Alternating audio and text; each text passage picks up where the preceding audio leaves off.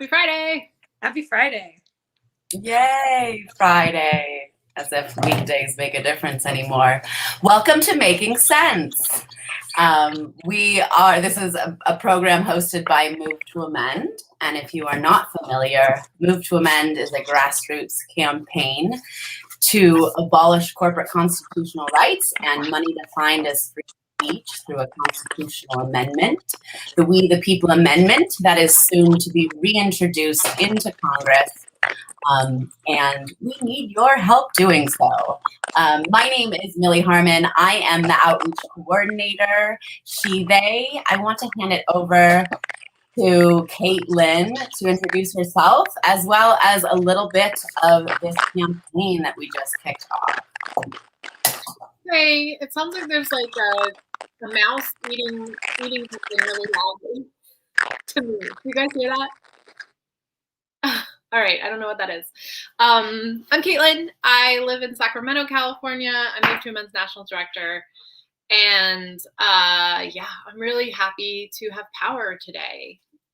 Didn't have power for 3 days this week, and it was due to a crazy windstorm that we had on Tuesday night, and power went out that night, and got power late last night. So I am feeling very relieved to be here. Oh, and looks like we just lost Jessica, so she can't introduce herself.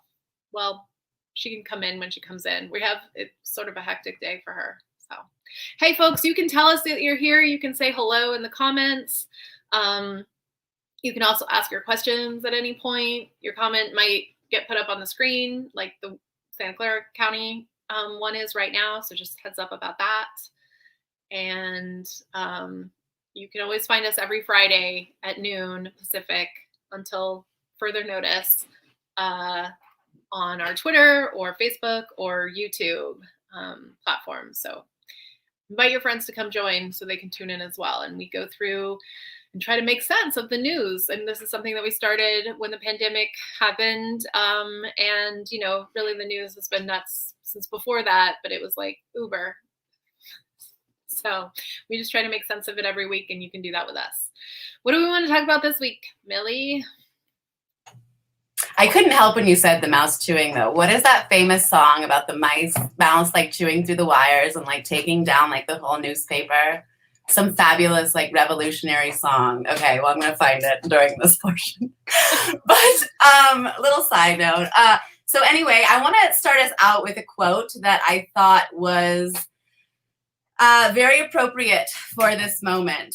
COVID-19 has been likened to an X-ray revealing fractures in the fragile skeleton of societies we have built. It is exposing fallacies and falsehoods everywhere. The lie that free markets can deliver health care for all. The fiction that unpaid care is not work. The delusion that we live in a post-racist world. The myth that we are all in the same boat. Well, we are all floating on the same sea. It's clear that some are in super yachts while others are clinging to the drifting debris. And this was a quote by the UN Secretary General, but I think very fitting because for our work, looking at issues really within the big picture, I think that this has been clear to us because we've sort of had that perspective. But as people's worlds are melting down, corporate power is becoming nearer and dearer to our hearts because it's affecting us, I think, really, really drastically at every turn.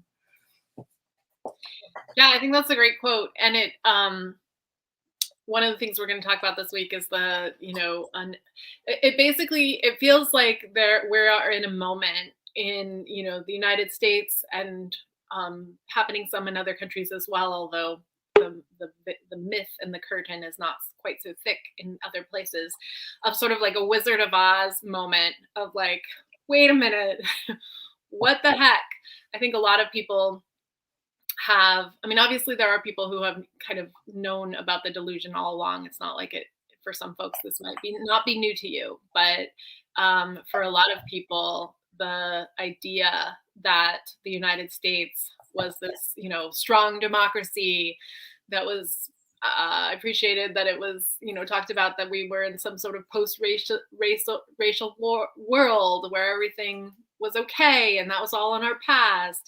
Today it's like, and the stock market is the fraud that has been exposed as well. It's like, what will be exposed as fraudulent next? And in a way, even though it's unsettling and disturbing and precarious, and there's people who are right on those cracks, that the precariousness means that, life or death and, danger and death are that much closer. So not to make light of it, but in a way, we can't do anything about this until we see what's real. And so these exposures are helpful. Hey, Jessica, I'm glad you were able to join. You don't have a mouse with you. Sorry about that. Having a lot of obstacles and tech difficulties, as we all are today. So sorry, I'm here. And yeah, also thinking a lot about how everything's fake.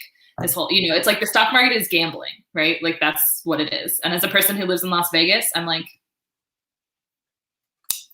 no, gambling's fake. All of this is fake. It's so interesting. Casino always wins. The casino always wins. And I certainly don't want to diminish, people's experience or knowledge of exactly how corrupt these institutions around us are. I just mean to say that I think that lines are really clearly being drawn to exactly what's going on. And as you were saying, these cracks are truly becoming apparent in this so-called democracy that we all thought we had. And I think we can actually start pointing fingers at, I think there's some people up at the top really holding us back. And I think that we sort of want to unscramble the week's events with that in mind. So I guess I would want to start out for a second by, we've seen corporate power have a really big presence, from silencing Trump, which, not to say that wasn't a necessary tactic, but to come down from a private entity that has no oversight is strange and taking us in a very scary course. But also, from taking him off of social media platforms, we are now seeing corporations freezing their donations from PACs, and in reaction to the Capitol invasion, what we want to call it, sort of researching there to seeing what candidates were involved, who weren't, and trying to say, hey, we are activists, we are good citizens, we are corporations taking a stand against violence in our nation. But that power is power. For them to have influence within our political state with like, in that way, even if it's sort of directing their money away, it's still political power. And so those two moves just seem to be happening, and we're allowing it to say corporations are, sort of have control of these political spaces. What do we think about that? Yeah, I think that's right, Millie. Like it's I mean, I guess my initial response to it was like, too late. I mean, like, good, but like, where have you been? Where were you as this was being planned out in the open? And I don't know, it's like, it feels to me like when people are like, all of a sudden now, sorry to throw Taylor Swift on the bus, but I'm just like, yeah, coming out in support of gay marriage in 2019 is like not that impressive. You know what I mean? Like, where have you been? Like, now you're doing this because it would look bad if you didn't do this. So let's not get it twisted that like, it's not all about profits, because what's happening now is not ethical, alignment or something else like that.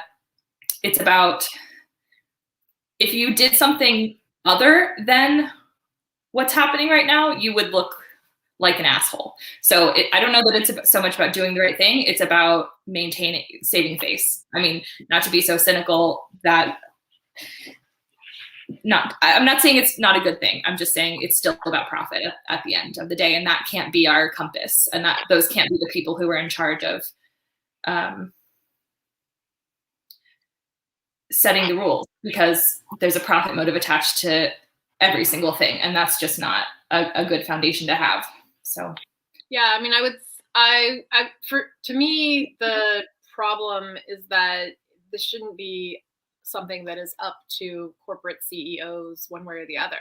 And the leadership that was shown to respond to Trump when it was like, so blatantly too far across the line, finally was a result of the failure on the part of our actually elected officials in Congress for the last 4 years for not holding Trump accountable in any meaningful ways, even down to what he was impeached for the first time being just so minimal compared to the corruption that he and his family instituted from the very beginning, the handouts to his corporate friends, which Republicans in Congress have been in on, and frankly Democrats in Congress benefit from as well. All of the tax breaks and things like that, they all get those, and so for everybody to sort of like here when it's like, well, that's what happens when you just allow Nazis to have a open platform for years and years and years, and then yes, somebody gets hurt, and then to like kind of rein it back, and the reality was it still took Congress days before they even responded. They all just went on recess and ran home, and leaving this vacuum of leadership for Twitter CEO, Facebook CEO, et cetera, to step into and sort of be like, okay, well, now that it's seen that the real leaders of this country need to step in, here we are. And that is not who should be the real leaders of our country. So from our perspective, and what it does is set a precedent that is going to be used to crack down on probably mostly political leftists in the long run. And we know that Twitter and Facebook have already been doing that too, with no ramifications, no oversight on the part of Congress whatsoever. And in fact, so much of what allowed Trump to gain power was Facebook giving him data on people that was, collected without us knowing, so that they could dial it in and get to the most susceptible people with messages of, hate propaganda. And so, for them to act as if they weren't part of basically the whole situation that we find ourselves in as a country now is absolutely, false and ridiculous. And meanwhile, what we also see is the push for, oh no, now we have to, militarize the Capitol more again and give more money to police, when police were the ones who were in on the whole invasion. And this is being, pushed by Democrats as well in the Biden administration. So again, that money, those resources that are supposedly going to use to like hold people accountable, on, Trump supporters accountable, is going to very quickly be shifted over into cracking down on human rights activists and environmental activists. Absolutely. Yeah. It's delusional to think that we could have one of the most corporate Democrats that ever existed and a cop in the White House, and that's not going to go badly for leftists. I mean, Joe Biden has been talking for a long time about how he wanted to arrest anarchists. So this is not going to go well for us. That's the eventual consequence. Yes. No. So certainly, if we give control for moderating spaces to corporations in the long run, it's really not going to benefit us, and that's what we've done. And then, really, this another point we've made was, if they do it, they're doing it to save face. They're not doing it to support the people. And I guess I want to continue on the line of saving face and skip ahead into the rollout of the Biden racial equity agenda, specifically around shutting down private federal prisons, which we talked a little bit about this last week, but this is being celebrated by the left as a tremendous win. And I think we just want to really critically look at those numbers and see, let you decide how much of a win it is. So only 9% of federal prisons are private. So by Biden putting through this executive order, it's actually only going to mean a gradual end for about a dozen private prisons that currently incarcerate about 14,000 people. Now, 14,000 people may sound like a lot, but if we say 14,000 people out of the 2 million people that are actually incarcerated in the US, it doesn't sound like a whole lot. And sort of further on that, the issue is, he said he's not going to end contracts outright, right? He's going to encourage them to stop renewing them. So it's not even a guarantee that these are going to end anytime soon, right? And then further, that this doesn't include any ICE detention facilities. So to give you some numbers on that, in 2020, ICE detained a total of about 182,869 people. And 81% of the detention centers that these people are detained are private. So when we're looking at where the private prison corporations are making money, it's not within the private federal prison system, it's within immigration detention. So I would like to hear more of y'all's insights of sort of this shallowness, I guess, of what he is considering, something really big for his administration. And this is not even going to, address any of the policies or bills that criminalize people, right? And that incarcerate them, and, not even to mention his own kind of. Yeah, my concern, I'm not surprised by any of this. And to me, it sort of reminds me of like how Obama closed Guantanamo Bay. Like, no, he didn't. That was what was said. And then that's not what happened at all. So we'll see what happens. But the reason why this is concerning is because it's being portrayed as if it is some sort of sweeping overhaul, when it is, it's kind of a zeroing in. It's like a surgical kind of extraction for a problem that is like rampant all over the body, and then kind of being like, yay, we got a couple of the molecules.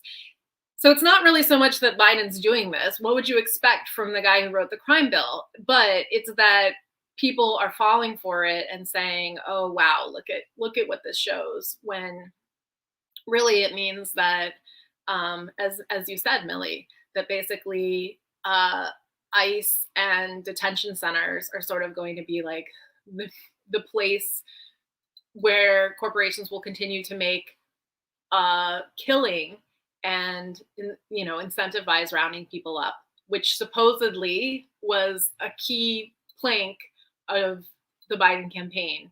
And so when we fall for it, then that means that they're going to try and get away with even more. And so, I see a comment about one step at a time. He's been in for just over a week. Well, supposedly the reason why we were okay with electing someone like Biden was because we were going to hold his feet to the fire. So it doesn't do anybody any service to allow misrepresentation of what's happening here or with any of the other policies that are, one tiny step inch forward, but still, we're all the way back in some stone age of where we should be in terms of a sane society. Any other, like the US incarcerates more people than any other country on the whole planet. And so we have a lot of work to do. And so to count this as a win just sets us backwards. Yeah, this is classic Democratic Party theatrics, right? Like, let's do something that looks good and is going to make people think that we are working for them. When, to be clear, any progress that is made in this domain is not because of Biden. It would be because of organizers who were been pushing for this for a long time. So anything that Biden does, is not, it's not something good that he's doing, right? It's something that he's responding to. And this is just classic Democratic Party. Let's make everyone think we are solving a problem that is really important to them. But what we're actually doing is just a minor adjustment, but what people read is the headlines, and that'll be good enough. Classic. I mean, the Democratic Party has it down. They really do. And I think Shelley's point here in the comments is really important. Biden is not new, right? This is just going back to Obama's policy and all of the stuff that Biden set most of this in motion himself, right? It's not like he's coming in like this fresh guy, like trying to help. Like, he created a lot of these problems. And it's not like he just stumbled into the White House. There's a lot of preparation that goes into not just the campaign promises and gearing up to try to make good on what you said you were going to do, but there's a long time that he was getting ready to move into office. It's not just like you pick up a pen on the first day and get started. Like, this is all, there are plans for what he's going to do. And so it's not just, I think people are really, really wanting hope. And I understand that. I really do. But the thing is that there are people to celebrate, and there are things to invest your hope and be excited about, but it's not Joe Biden. You know what I mean? There are organizers doing really great work. And I just think we don't need to scramble to feel good about small crumbs that our oppressors are throwing at us. And we shouldn't undermine that good work. I mean, there's so much progress that has been made to help regular white Americans who generally are not as affected by the whole prison industrial complex, and so therefore don't understand it in an intimate way. And so much work has been done and accomplished to move that population forward in recognizing how unfair, how unjust, how racist and white supremacist the system is. And so then to just get swept up in the idea that some quick fix or some, kind of look over here, glossy, rhetoric, when really the policy shift hasn't changed to match what people would like to see. That doesn't serve anybody. That doesn't help the activists who have been doing this work. It makes the work harder, because then you have to kind of come back and be like, it sounded good, but it's not good. And so we have a responsibility to look deeper and understand better, and not get pulled into political lies and misrepresentations to try and appease us, because we're desperate for change. If we want change, we shouldn't fall for fake change. That just sets the people who are working for change backwards and makes our job harder. So, is there anything else you wanted to say about this, Millie? No, just that they're the Democratic Party is very good, and the corporate left is very good at picking up in catchphrases that movements have built and using them to brainwash us to think that they've given a solution. And I think we've seen this over these last few years so much. And works really, really well. And we just have to think, no, this is PR. This is not meaningful change. Okay, so let's move into this really big, juicy apple that has... Are we going to talk about how the stock market is being shown for a total farce, even though we already should have known that? Is that where we're going next? Oh yeah, I was giving a really nice lead up to that. But yes, that's it. Burst your freaking bubble. The free market is not free for the people. I know. Can you handle this? I love it. And down to the fact that it's like the company's name is Robinhood, like the amount of just sort of like double speak, hypocrisy, and just kind of like, yes, we are liars and we can't make this and at this point, like, we're so freaked out that we're just going to be, boldly lying about it, and we're going to roll it back. So let's back up though, because there's probably some people, like just this morning, somebody I know was like, wait, what is this? So there probably are some folks out there who, maybe nobody on Twitter, but some people on some other platforms who don't know what we're talking about, or who have heard about this GameStop, Reddit, Robinhood thing and are like, what is that? So let's explain it for people. Let's make it make sense. Why is Robinhood at GameStop? So I think we just like to start, go back a little bit. And it's not like any of us are like experts in this area. It's just that the last 48 hours, we've all been trying to learn as much about the stock market and how we can take it over as possible. But in a really simple sense, where this, let's just talk about sort of usually when the stock goes up, you make money, and the stock goes down, you lose money. But what we're talking about here is short selling, which is the opposite. It's actually when the value goes down, then you're going to be betting to make money, right? So you basically are betting on the failure or tanking of a company, and it's something that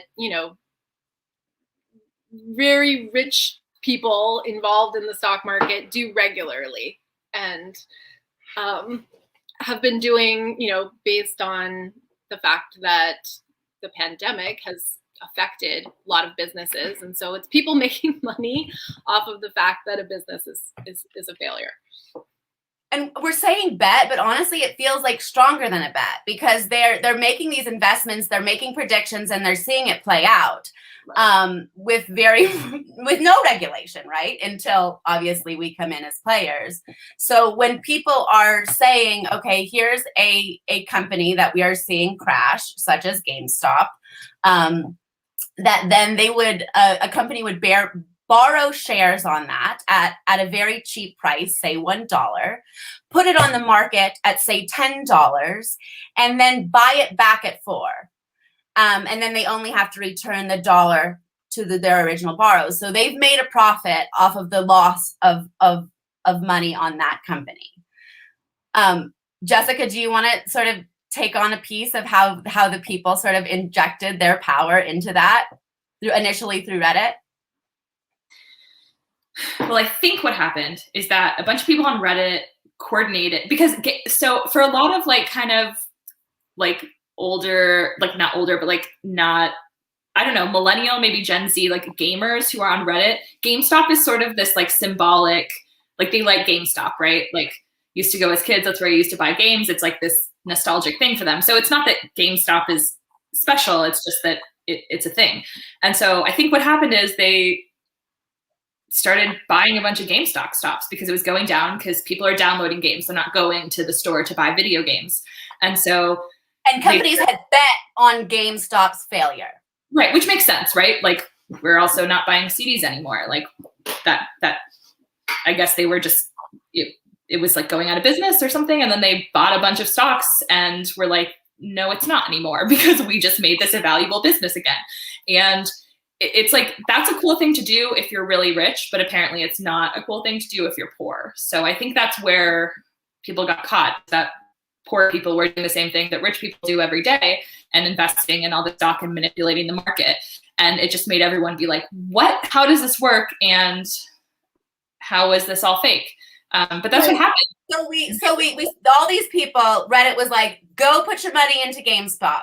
All these people went and bought individuals in amounts of $100, $20, $30, went and bought all of this stock from GameStop. So then the company is no longer failing. But the company that borrowed on these shares, they still owe the money back. They still have to get those shares and give them back. So as people infused money into this company, the price kept going up and up and up. And all of a sudden, this company can't afford to buy these shares back, but they have to, so they go bankrupt. So it wasn't that people were making money or even trying to make money in this. They were trying to prevent this company from playing this game of short selling. And so then other companies started to get targeted, AMC, Nokia, and the turnover of this is so fast, right? And so people are going on these apps and they're trying to make their own investments. And this happened on many platforms where they actually shut down individuals from making these trades. And the only thing they could do was sell the GameStop stock. They couldn't buy anymore. So they wanted it to plummet again. And so the invisible hand of the market stepped in with real hedge fund. And apparently it was as a result of really big players calling the Robinhood app, which is one of the apps where people could actually buy shares, and contacting them and saying, you have to put a stop to this. And so, just basically it would be as if, some people figured out how to crack the code at a casino legitimately. They weren't cheating. They were playing the game and they were winning in a way that the casino wasn't expecting, wasn't used to. A bunch of, foreigners stepped in and started to win in a way that the casino couldn't handle. And so the myth of this idea that it's just a free-for-all and that, the market is supposed to be, hey, this is what happens, and so if a bunch of old gamers organize themselves and start participating, that should be something that has to, play into what goes down. But turns out actually you can't bankrupt hedge fund stock market players without them putting the brakes on the whole operation. And probably there will be some kind of legislation that comes out of this. Meanwhile, we know that members of Congress who were briefed on COVID before we all knew that this was something that was expected to be a global pandemic were able to buy up shares in body bag companies and other, aspects of things that have risen in price as a result of the pandemic and made bank on that. But, God forbid that some regular people kind of figure out how to hack in a legitimate way, the system, and benefit off of it. Then we're seeing this at a time where there's the biggest widening of wealth gap that we've seen in so long. So, it just goes back to the irony of the app being called Robinhood and then getting shut down, and then we're seeing all of these financial advisors like coming out and being furious of like all of these amateurs who just don't know, and they're making the market volatile. And it's like, yo, I thought you told us that investing in the market was going to solve this. Like now you say no? Like, I'm sorry. Yeah, honestly, nothing makes me as giddy as watching these kinds of people freak out. Like, I just feel so warm watching this all go down. It's lovely. Yeah, no, it doesn't. We'll see what happens. Before you got on, Jessica, we were just talking about how it is just showing that it's all smoke and mirrors, and it is smoke and mirrors. That's not just a benign smoke and mirrors for the fun of it.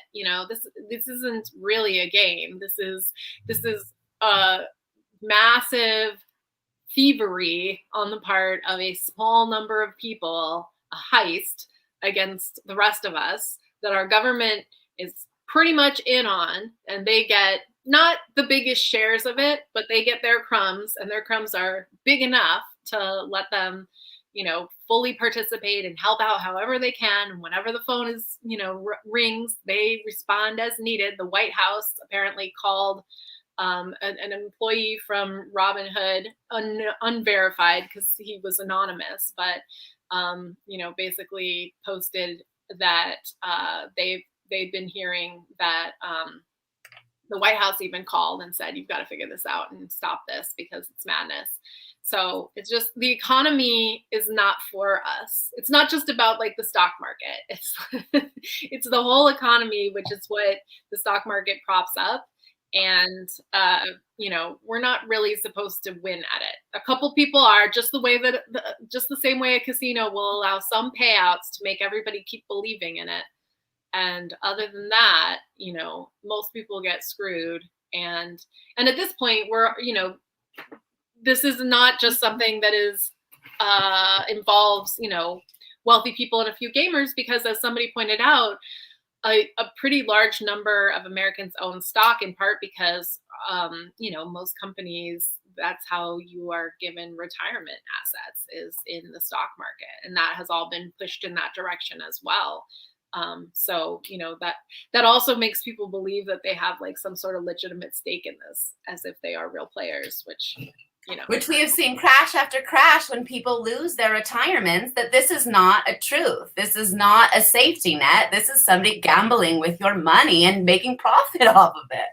Yeah, and honestly, like there feels like a generational thing. Like it's like the amount of boomers who have told me like you should invest in the stock market. I'm like, wow, you live in a super different world than I live in. That's really interesting. You know what I mean? Like it's fascinating that this is a thing that people engage with. I don't know.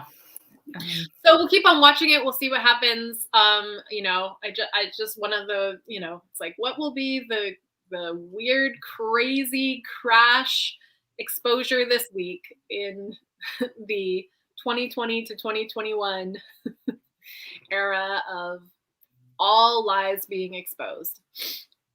But there also was some good news. Can we talk about some of that too before we close out here? We have about 20 minutes left. What do you want? What good news thing do you guys want to start with? Well, Austin, the thing that's giving me life this week is that the Austin City Council voted to purchase a hotel and turn it into several dozen units of permanent supportive housing for people experiencing homelessness. And that money, I think, comes out of what would have been the police budget. And that is beautiful, right? Like that's where we need to be investing our hope and our like energy. That's real and that's beautiful. So also just the numbers, I want to spend a little time with the numbers. Like they voted immediately to take $20 million out of the police budget. Like if you can grab $20 million, like I don't even have like $20 to go grab. What are you talking about? Who has that available? You know what I'm saying? So if you can just go like move that immediately away, like the potential for that in so many areas is amazing. And actually, so 6.5 million will be recurring from that police budget getting reverted to the housing. And that will be going to pay for the overhead of not only the housing facility, but related services around could be mental health, career training, many, many services that, are needed when, you're coming from really dire circumstances. And then this is happening again, though. This is not just in Austin. This has happened in Seattle, too, which I guess 30 million came out of their police budget, and their process was slightly different, and they actually voted for the people to decide where that was allocated to. Yeah, that's great. And it's probably, just the beginning, but these kinds of wins help show what defund the police means, that it isn't, that it's about reallocating resources so that there is actually support for people who are most targeted by police. And this has been proven to be successful because rich neighborhoods have all the resources, education, healthcare, and they don't have the crime rates and they don't need the police force. Mm-hmm. Absolutely. Another thing that is from a little bit ago, but I don't think we've talked about it here, was the Flint officials getting charged for poisoning and negligence, not addressing the poison in Flint's water supply. So that's great, and was a surprise to me. I didn't see that coming. I didn't think that there was going to be any kind of justice there. So, a long time coming to build up the head of steam for that accountability. But, and Flint is not the only city that has, crazy levels of lead in their water supply. Other poor, mostly Black cities across the country do as well. So this isn't the only place, but it was, obviously the most high profile, and then also the kind of response. It's interesting in light of the Obama, drinking the water and saying everything's fine, but then obviously everything wasn't fine if there's people actually being charged. So, yeah. But keep it on the good news, some justice. We hope. obviously charging is not the same thing as convicting and actually, paying. But first And step. what's the status on their water? Do we actually know if they have clean water yet? I don't think so. No, I don't think So there's the balance to that. Sorry I'm always the negative one. No, I mean, that's part of keeping it real is what we're about. So yeah, we don't want to sugarcoat or gloss over reality here. It doesn't serve anybody.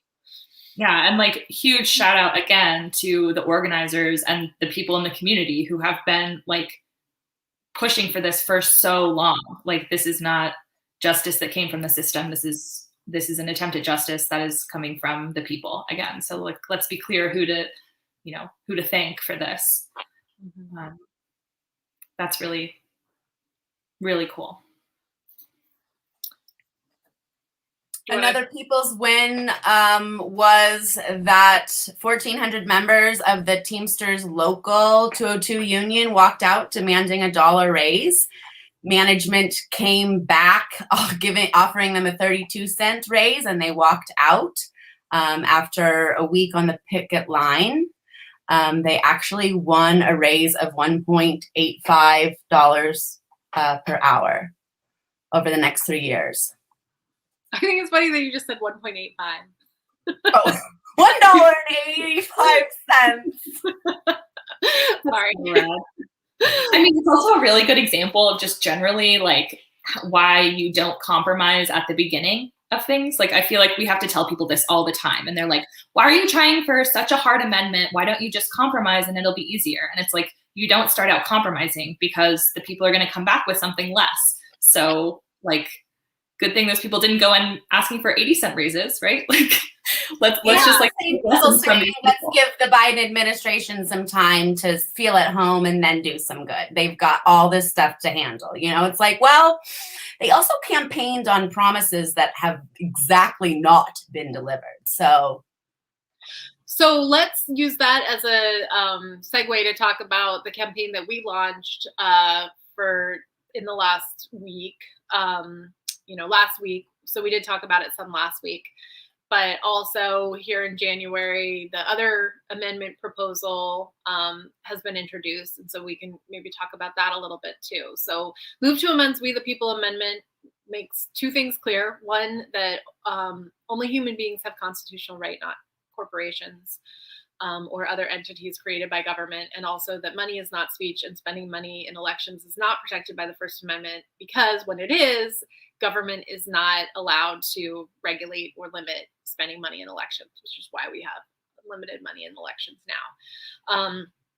So our amendment will address both of those 2 points, and it overturns Citizens United, but more importantly, it overturns the Supreme Court decisions that Citizens United was built on, that made Citizens United possible in the first place. Again, those two doctrines: corporations have constitutional rights and money is speech. So our amendment has not been reintroduced yet because we are working to secure 48 again. And I think I saw this morning that they're on like 24. So every new Congress, the amendments all need to be reintroduced. All of the co-sponsors need to recommit and sign on. And so this is something that we need to do every 2 years. So when the amendment is reintroduced, it'll be the 5th time that we have had our amendment in the House of Representatives. And the timing of it will be whenever 48 comes up. So probably sometime next month. But there's no way to know exactly. And so what we're doing in the meantime is making sure to talk to all of the previous co-sponsors. We ended last Congress with 75 co-sponsors. 68 of those are still in Congress, meaning that they were reelected or didn't retire. And so we want to get all 68 of those, but we also would want to get some new ones. And in fact, our goal is to get 100 this year, and we'd like to get that 100 in the first quarter of the year. So by April 1st, we want to have all of our 100 goal, and then we can keep working on more, obviously. And then at that point, we'll also work on getting it introduced in the Senate too, and continuing that work. So we've got folks already going about the business of collecting 3 to 5 friends who are fellow constituents and getting ready to organize virtual lobby meetings with the representatives. And we have about 100 and a little bit short of 140 people who are our target, our top targets. But anybody can contact any congressperson, or anybody can reach out to their congressperson is a better way to say that. But we have about 140 that we think are sort of like the best, most likely targets for this year based on their voting record, whether we have passed ballot initiatives in their districts before. And so they already have a mandate from their voters, and things like that. And so you can learn about the campaign at movetoamend.org/117 for the 117th Congress campaign, and see who our targets are, see if your rep is on that list, and start to plug in. It's really important that we have support from constituents. The number one thing that we hear as sort of the national organizers trying to recruit new co-sponsors is that, you know, they need to hear from their voters more in order to support the measure. That's the number one reason why I get told, no, I'm not going to come on yet, is because I haven't heard enough from enough of my voters, from Congress people. And so you can help by contacting your representative. And we had our day of action yesterday. I didn't actually get a chance because of the power being out to actually look and see how many people made contacts yesterday. So we'll be able to give an update on that maybe next week. But please get involved in this. It's such a small, easy thing to do. Have a meeting with your rep. We'll be there with you. We'll help you. We'll give you the materials that you need. And then all you have to do is, it's like a 15-minute meeting, right? So it's not a huge chunk of time. You can do it from home now that we can do all these things virtually.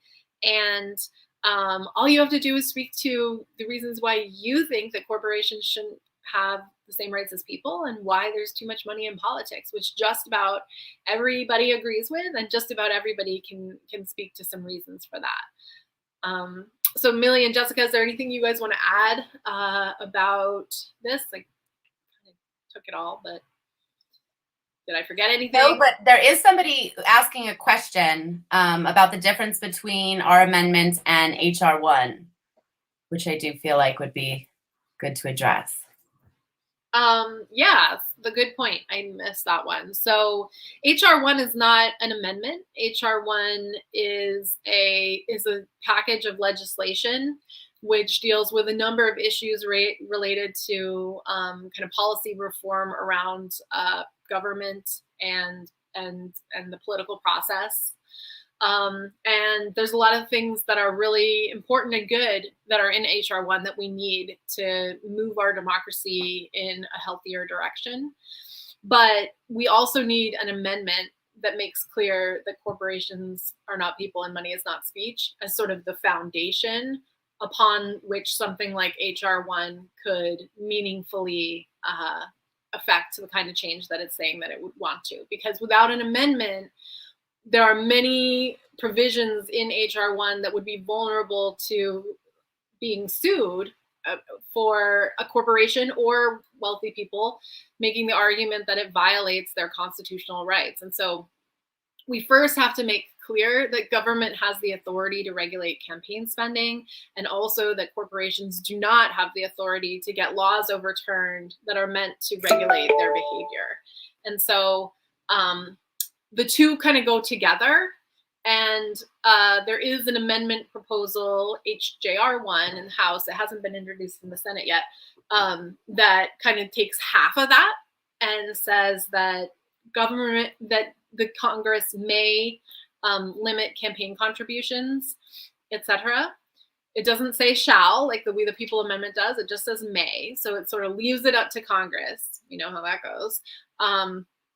And it doesn't say anything about corporations not having constitutional rights. And so it's kind of a half measure. And that's part of why I wanted to use this whole piece of what we're talking about now as a segue in terms of, you know, something that sounds good, has almost the right language, but then doesn't quite actually get at the issue and really solve the problem. And unfortunately, that's what we have with the competing amendments that are in Congress besides ours, is that they are, you know, attempts to kind of make it seem like the problem is being addressed when in fact it's only partially being addressed, and potentially in such a way that with loopholes that, you know, in effect, it really wouldn't solve the problem at all. And that's the risk of the democracy for all is what the name of the other amendment is.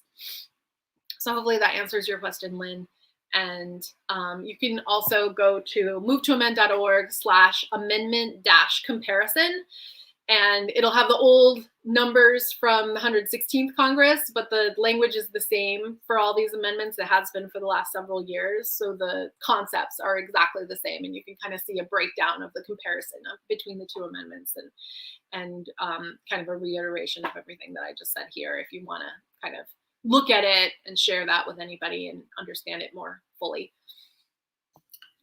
Yeah, and I think that that's something that I really appreciate about you know, Move to Amend and our volunteers all over, is that we might be sort of scrappy and you might consider us unprofessional, if you will, but we are actually, you know, doing the work that's actually going to make change and not just putting on theater for the Democratic Party to feel good about itself.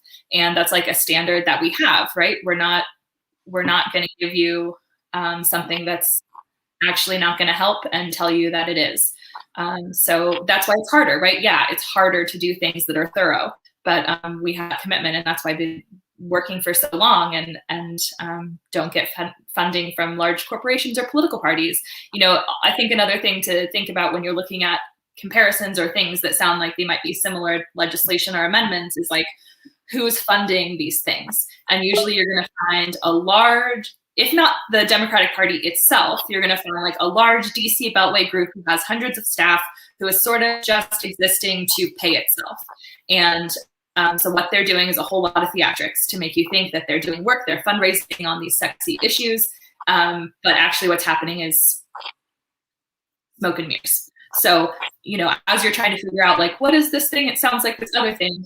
Definitely look into like, who's behind it? Where's the money coming from? And, you know, yeah, is this lip service or is this a real solution? And if it seems really hard, there's probably a reason it's hard, right? Because it's actually going to work. So should we move towards wrapping up? We're at about an hour. Yeah, let's just give folks a couple more ways that they can quickly get involved, which is, of course, signing our petition. This is actually a very important tool for us. We use this quite frequently at all different levels of lobby work. But this is what we use when we'll be using, especially with the campaign that we just lost, to bring to our representatives and say, hey, listen, this many people in your district want this to happen. So please, if you have not already, go to our website at movetoamend.org/motion, sign the petition, share it with your friends, share it on social media. And we also dropped the link earlier if you want to sign up to campaign or to join our campaign, lobby our representative, help us recruit others in the district. You can find that on our website at movetoamend.org/117campaign. And then I want to give you another option, which if you don't have time, please consider giving a financial donation to Move to Amend. And we would also ask you to make that in the form of a monthly donation. Our average donor gives something around $40. We are grassroots to our heart, not only with our lobby work, but with our fundraising. So we really need your help to be able to continue this work, and financial donations are certainly a big piece of that. And again, if you become a monthly sustainer, these we use sustainers to be able to predict our budget, to be able to plan, prioritize. And so if you can come on at $50 a month, $28 a month, $5 a month. I currently give $5. Everyone on staff is a contributor of not just intellectual givings, but also financial. So please do consider that. Share the opportunity to give to us financially with your friends. Share the petition. Really start talking about this campaign. 100 co-sponsors by March is a really, really big goal, but we can do it. Totally. Thank you so much. If you don't mind, I just want to end on something I was thinking about a lot this week, but there's a major echo happening, so it may not be as punchy. Okay, so I was just thinking about how when there's a new president in office and there's history being made, right? There's a woman in the White House for the first time, and I think people are feeling this like sense of like heroes, right? They have these heroes, and Joe Biden, and he's going to stop this and that, and he's going to roll back Trump stuff and all of that. And I just want to challenge people, because I've been thinking about who my heroes are lately, and I try not to have too many, but if I had some, I think they would be kind of like you guys, right? The organizers and people who wake up every day and do work that's actually moving toward real democracy and giving of themselves what they have very little of to make change. And so as we're like feeling all this like new year, new president hope, like divest from your heroes in suits, and invest in the heroes in your community. And I think there's a lot less disappointment that way. One, because the people in suits are not coming to save you, but like your neighbors are. And so that's what I've been thinking about a lot. And I'm going to spend some time investing in the people in my community this week who are actually doing good work. And I could care less if Joe Biden eats ice cream or not. A quote from Jessica: I do care less whether Joe Biden eats ice cream or not. Well, on that note, I don't remember who's going to be on next week. Did anybody look? Some people. Sure. There'll be some Move to Amend people who will be spunky and smart. And give you real good talkings. So come back. Thanks for watching us and hanging out with us here as we make sense of things. Yeah, thanks for joining. And you can ask us questions anytime through our social media and plug in. And thanks, Alfonso, for doing the production as always. And happy Friday. Hopefully everybody has a good weekend, if weekends matter in your life. And if not, a good week until next week time. And stay safe. Bye, friends. See ya.